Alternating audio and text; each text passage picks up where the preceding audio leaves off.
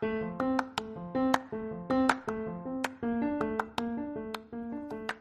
you achieving the goals that you set for your life? Today we're talking about what is and how to create a life design declaration.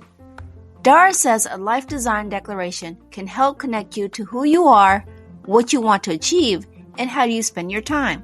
So please stick around and enjoy the show.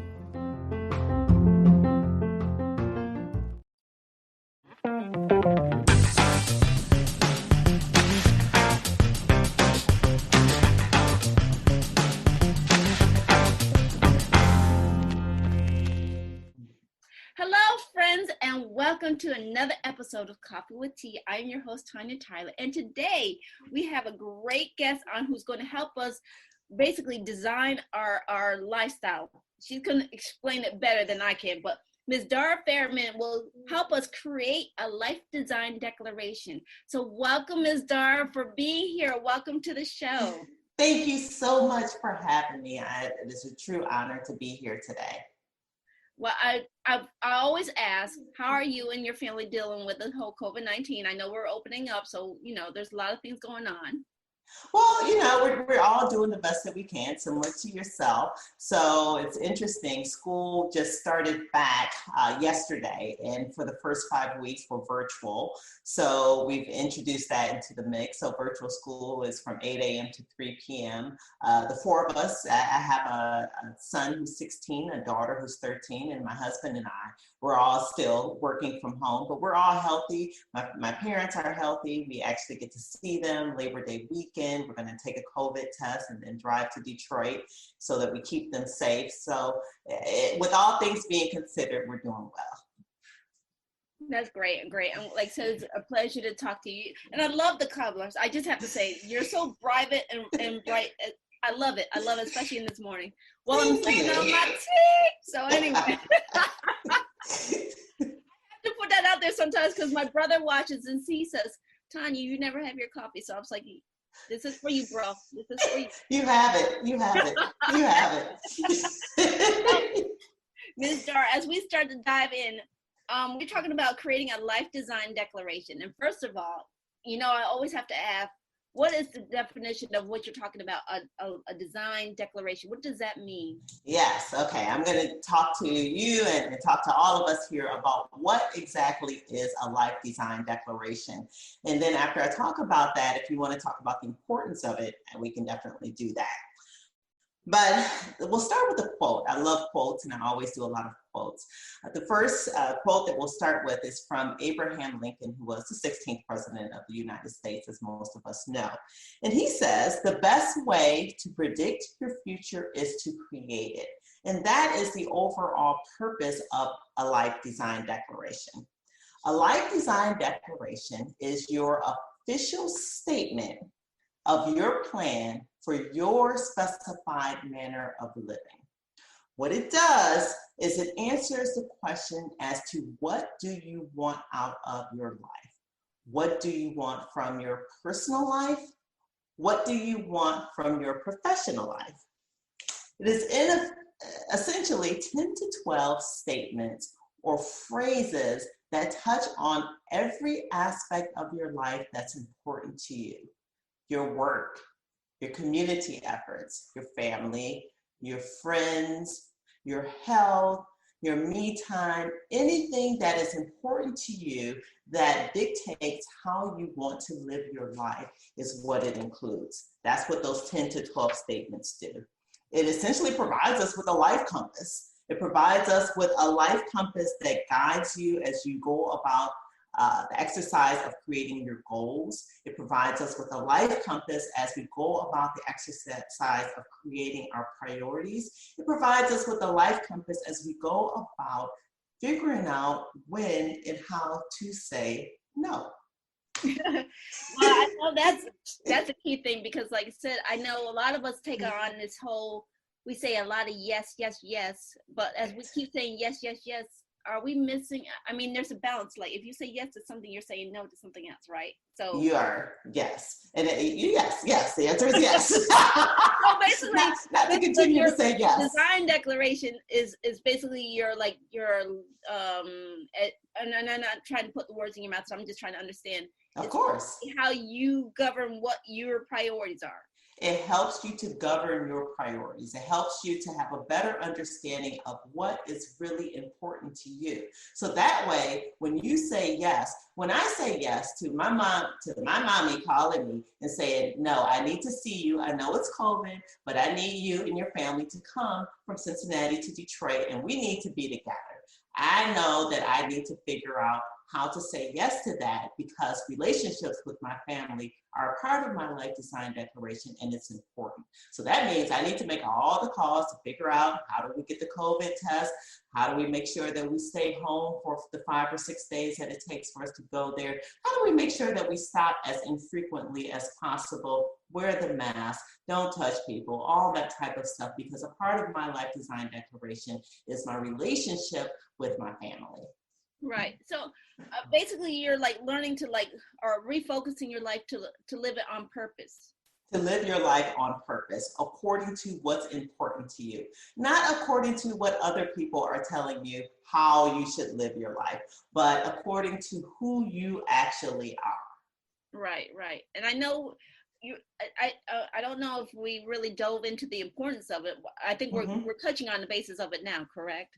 Well, yeah, we can talk about why it's important. So essentially what we are all struggling with is we all struggle with the juggle. We all have been pulled into too many different directions. We need more sleep. We long for less guilt. We crave being able to actually say no. We feel stressed out. We desire work-life balance. We yearn for more energy. What we want to be able to do is to take a look at how do we begin to do things, to do our life differently. How do we begin to live our life and live a life that's filled with what's most important to us, our own intrinsic satisfaction, our inner serenity, having less guilt and less stress. So how do we go about doing this? It begins with understanding and take a moment to think about what is really inside of you, what's important to you. Who are you? What is important to you? It begins with you creating your life design declaration, which helps you to have that life compass to live your life according to who you really are, not who other people think you are supposed to be. Right. So, I mean, I'm just like I said, explain and trying to get a little deeper understanding of it. And it doesn't necessarily have to be so rigid. It can be flexible and fluid and change with your times in your life, right? Of course, it has to be flexible. It has to be, because we're always met with different challenges as life goes on. But what is funny is once you sit down and think about who you are and what's important to you and start prioritizing those different things, what happens is, yes, life does change. Yes, there's some aspects of ourselves that change, but our basic values, they don't change that much. Understanding what your basic values are can really help you to meet whatever those challenges and those differences in your life as things come along. Right. So, I mean, I always like to ask, basically, I think we talked in the what's your origin story? How did this come to be important for you and how you teach other people to do it?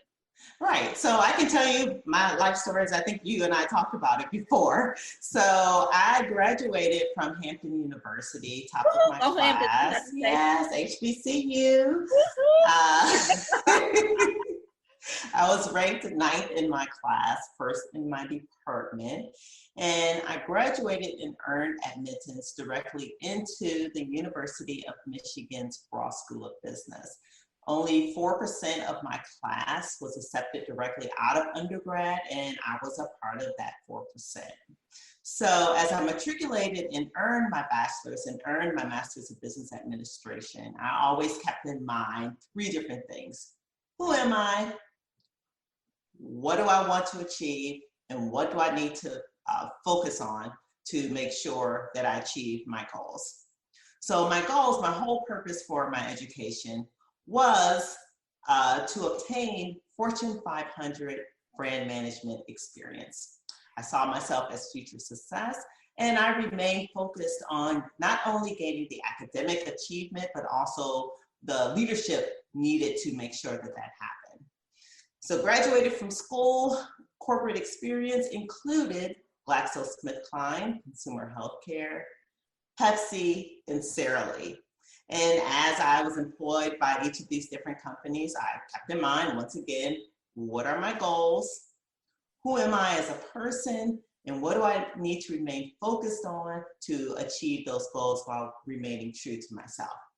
I saw myself, my goal was to be a well-respected and well-rounded marketing leader. I saw myself as a successful marketing leader. So I always remained focused on the goals and key priorities of each of the organizations that I worked for. So while at GlaxoSmithKline, I led the development and execution of the most persuasive television advertising campaign in the history of the brand. While at Pepsi, I led the creation and development of numerous fruitful regional marketing programs that were heralded as the blueprint, the example by our national headquarters. And at Sara Lee, I created a category management capability for our company. Interestingly enough, I was not hired into Sara Lee to create a category management capability for the company. I was hired to grow a retail brand within a food service oriented company. So I get all packed up from the Boston area to Chicago area. My uncle helps me find an apartment, get all settled in, and I go to my first day of work. And learn something very interesting. Mark, who hired me in, was no longer my boss. Right. The company was going through this big reorg. And it was a very interesting time. So my new boss comes on board, Sylvia, about 4 to 6 weeks later. And I sit down and I meet with her. And I do the same thing that I've done with any other boss. And that was to take her through what I was focusing on, what my goals and priorities were, and ask her the question I always ask: how does this fit into what you're doing? And Sylvia said, it doesn't. So I'm like, I knew I had a problem because Daddy told me from the time that he dropped me off at Hampton University that any job you have, no matter what it is, you have the exact same real job. We all have one job. And the job is to make your boss look good at all times.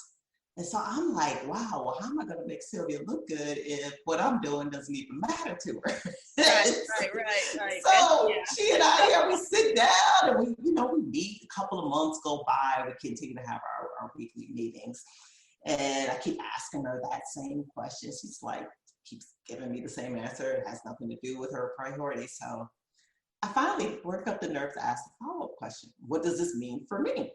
And she says, oh, Dara, I see how you operate. I see the way you do things. We are creating a category management capability for the company. It's really new to the industry. You're the perfect one to lead it.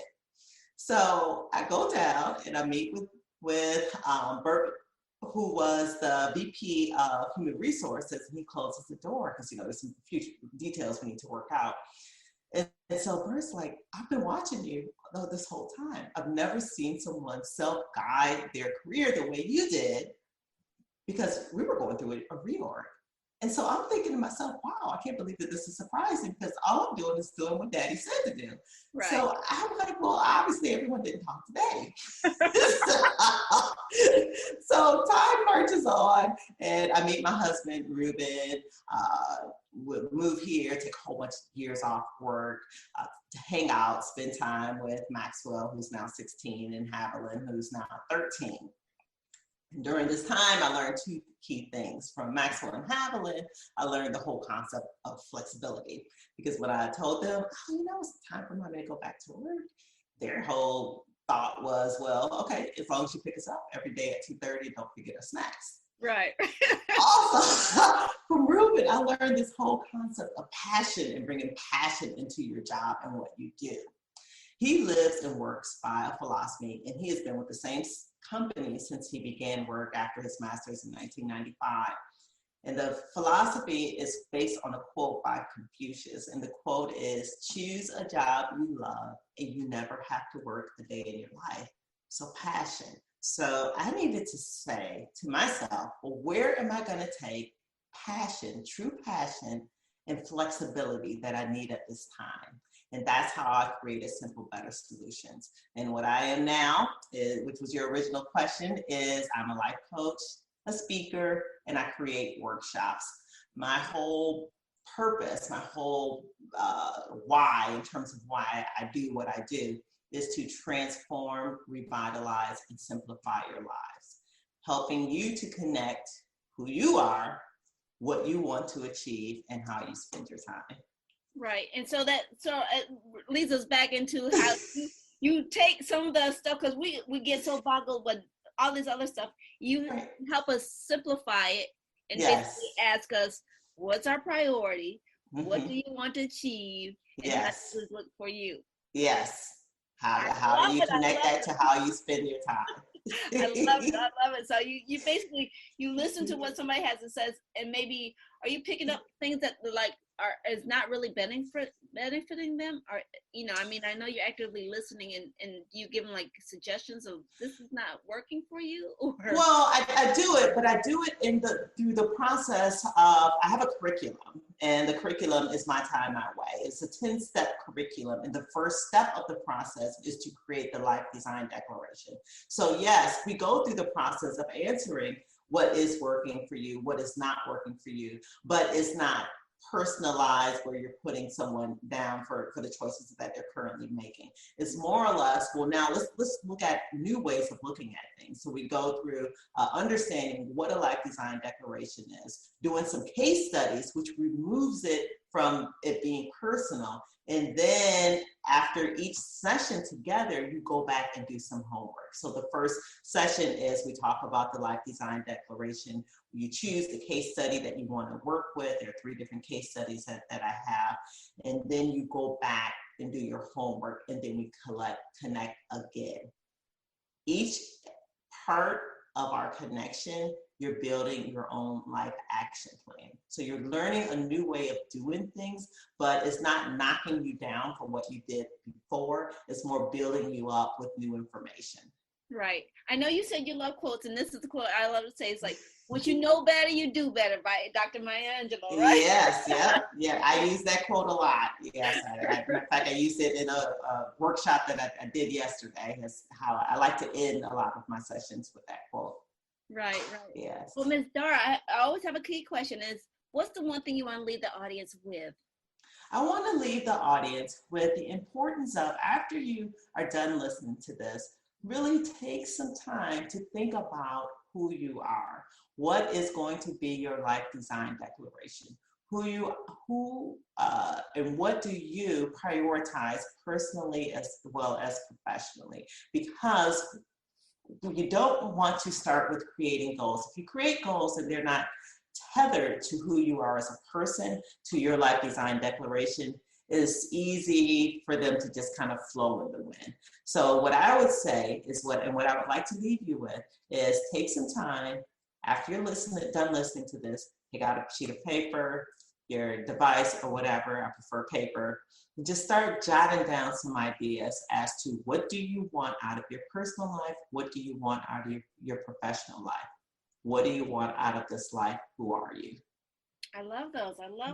So my next question is, well, I got 2. I always say, okay, of course. I got 2, right? Of course, go ahead. So the next question is, where can people find more information about you, your services, and what you do? Of course. So you can go to my website. My website is simplebettersolutions.com. You can send me an email at simplebettersolutions@gmail.com. You can find me on Google at Simple Better Solutions. You can find me on Facebook at Simple Better Solutions. And you can find me on Instagram as well as on Twitter at Simple Better SOL. Okay. All right. Now my last question. Of course.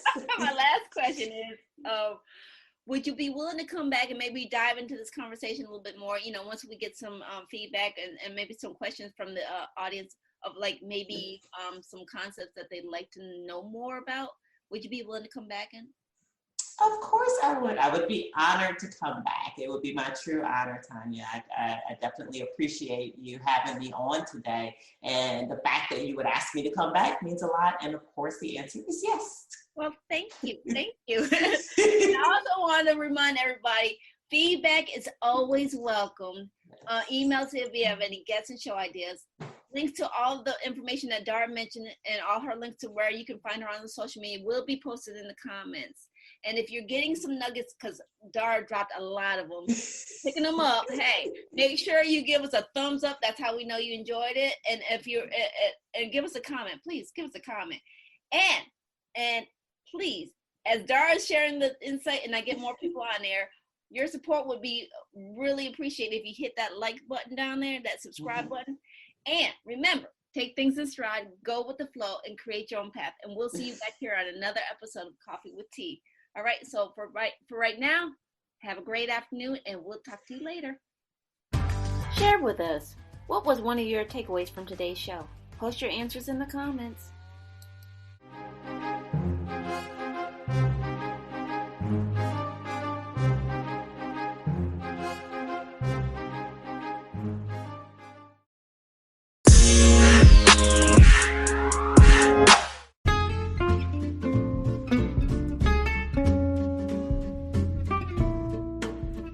Hi everyone, this is Tonia popping in again to say thank you for listening to today's show.